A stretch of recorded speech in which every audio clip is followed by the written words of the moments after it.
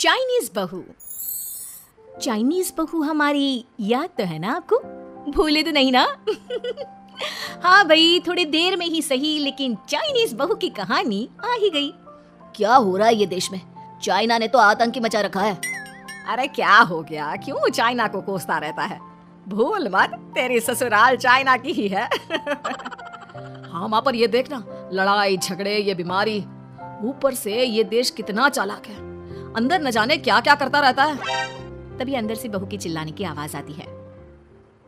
अरे क्या हो गया बहू, क्यों चिल्ला रही है? माँ जी, ये देखिए, ये रूस ने यूक्रेन की हालत क्या कर दी है। ऊपर से चाइना में दोबारा लॉकडाउन लग गया है। माँ जी, अब क्या किया जाए? अरे तो तुम लोगों को क्या परेशानी हो रही है, मैं तो यही नहीं समझ पा रही हूँ। वो क्या है ना माँ, हम लोग चाइना जाने की सोच रहे थे, सांगसू के भाई की शादी है। तो क्या? अरे कौन सा उन लोगों के यहाँ भाई घोड़ी चढ़ता है जो बहन काजल लगाकर नेक लगी? माँ जी, उसकी आंखें बहुत छोटी छोटी है, उसमें या तो पुतली रह सकती है या काजल। साले की पुतली निकाल कर काजल लगा दो, अंधा कहीं का। क्या क्या बोले तुम मेरे भाई के बारे में? अरे नहीं नहीं बहू, वो तो बोल रहा था कि तुझे नेक मिल जाएगा, हैं? बहन है ना तो उसकी।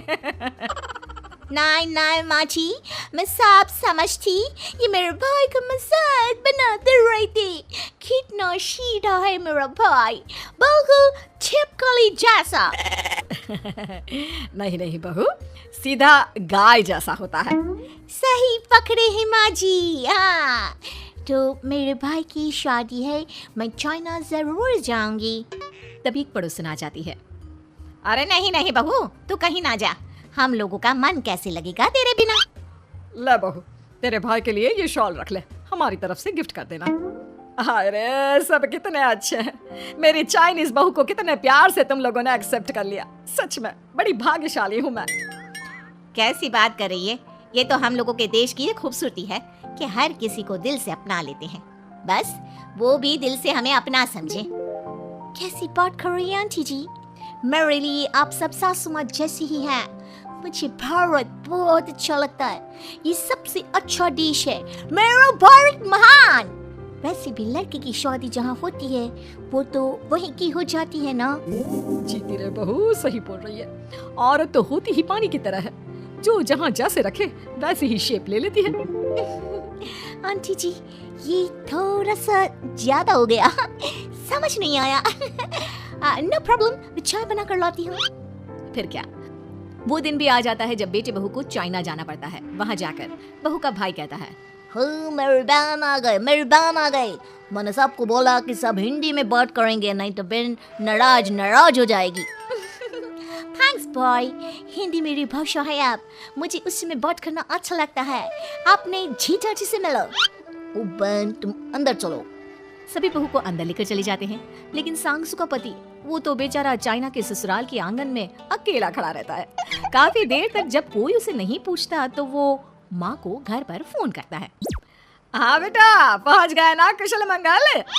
हाँ माँ, लेकिन सांगसू पता नहीं कहाँ है, वो तो अंदर गई है तब से बाहर आई ही नहीं। अरे कैसी बात कर रहा है, तो तू अंदर चला जा, तू बाहर क्यों है? अरे दामाद है तू वहाँ का, उन लोगों ने तुझे बिठाया, चाय पानी कुछ नहीं पूछा? नहीं ना माँ।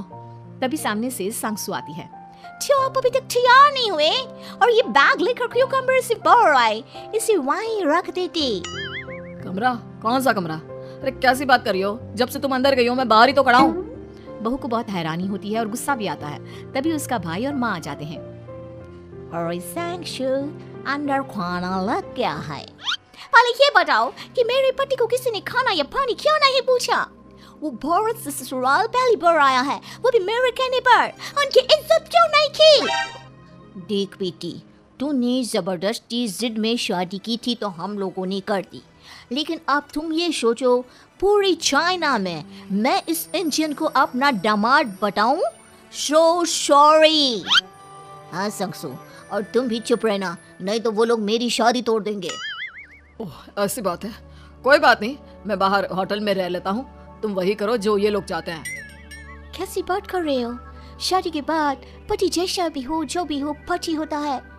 वैसे भी तुम्हारे पूरे परिवार ने, सबने बिना सोचे मेरा साथ दिया, मुझे एक्सेप्ट किया, प्यार किया। मैं अपने देश में आपको अकेला कैसे छोड़ सकती हूँ? ये हिंदी फिल्म का ड्रामा बंद करो, मैं अभी अब बर्दाश्त नहीं करूंगी। चुपचाप अंदर चलो, नहीं तो ये शादी वादी यहीं खत्म करके इसे अकेला ही इंडिया जाना पड़ेगा। कैसी बात कर रही हो माँ, ये मेरी बच्ची है नहीं था। हम लोगों ने यहाँ वकील को बुला लिया है, जिसके बाद अब तेरा तलाक करा के हम यहाँ के चाइनीज लड़के से तेरी शादी करा देंगे। अरे कैसी बात कर रहे हो? हम तो यहाँ तुम्हारी शादी के लिए आए थे। नहीं, मैं सांगसू के बिना नहीं रह सकता हूँ। हाई वोल्टेज ड्रामा होने के बाद से ही सारा माहौल खराब हो जाता है कि तभी एक लड़की आती है। मैंने सारा इंतजाम कर दिया है, सांगसू की शादी का मंडप परसों लग जाएगा। तब तक इसके पति को कमरे में बंद कर देते हैं। सभी सांगसू के पति का हाथ बांधकर उसे कमरे में बंद कर देते हैं। ये क्या कानूनी है? आप लोग मेरे पति की शादी नहीं कर सकते हैं। मैं किसी से शादी नहीं करूंगी, ये साफ बात है। पहले मैं अपनी शादी करूं, फिर तेरी भी शादी करवा दूंगा। सब कुछ तय हो जाता है, भाई की शादी हो जाती है। फिर वो दिन भी आ जाता है जब सांगसू की शादी वो लोग जबरदस्ती करने के लिए उसे मंडप पर ले जाते हैं। ऐसा मत करो, ये मेरी बीवी है। मैं किसी से शादी नहीं करूंगी। कैसे नहीं करेगी शादी? शादी तो तेरा बाप भी करेगा। हो, मैं करूंगा शादी। प्लीज कोई मेरी शादी किसी अच्छा औरत से करवा दे। चाप, बिल्कुल चाप। फिर माँ सांगसू और उसके पति से कहती है, तुम लोगों का बच्चा मेरी कैद में है। अगर तुम लोगों ने कोई भी होशियारी की तो मैं इस बच्चे को मार दूंगी। दोनों माँ का रूप देखकर हैरान हो जाते हैं। बच्चे की खातिर दोनों शांत हो जाते हैं और शादी की रस्में शुरू हो जाती है कि तभी सांगसू की सास पुलिस के साथ आ जाती है। माँ, सरसू माँ आ गई, मेरी माँ आ गई। माँ प्लीज हम लोगों को बचा कर वापस ले चलो। पुलिस सभी को गिरफ्तार कर लेती है।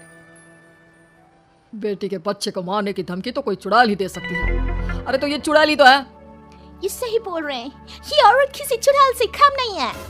तभी उन लोगों का बच्चा भी आकर सांगसू के गले लग जाता है। माँ, तू सही समय पर आ गई, लेकिन तुझे कैसे पता चला कि यहाँ ये सब हो रहा है? बेटा, ये चाइनीज लोग ना होते ही धोखेबाज है।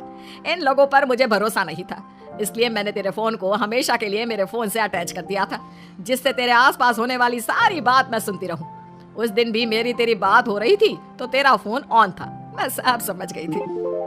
मुझे माफ कर दो। नहीं, बिल्कुल नहीं। चलिए माँ जी, इंडिया वापस चलते हैं। आज के बाद मैं यहाँ कभी नहीं आऊंगी।